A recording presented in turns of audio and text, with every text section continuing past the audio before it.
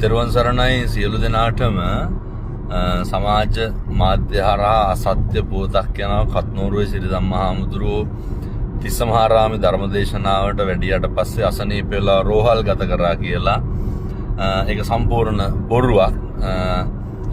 මගේ ධර්මදේශනා ශ්‍රවණය කරන බොහෝ පින්නතුන් කම්පාවට පත් වෙලා දුරකථන ඇමතුම් 100 ගාණක් එනවා මගේ සුව දුක් විමසලා. ලක්වාසී ලෝකවාසී සියලු දෙනාටම බොහොම ඕනෑකමින් දැනුම් දෙනවා. මට කිසිම අසනීපයක් නැහැ, මම බොහොම හොඳින් ඉන්නවා. දැන් මේ තිස්සමහාරාමේ ධර්මදේශනාව ඉවර වෙලා සිරස රූපවාහිනිය ධර්මදේශනාවට වඩින ගමන් ඉන්නේ. අද තව ධර්මදේශනා දෙකකට සූදානම් වෙලා ඉන්නේ.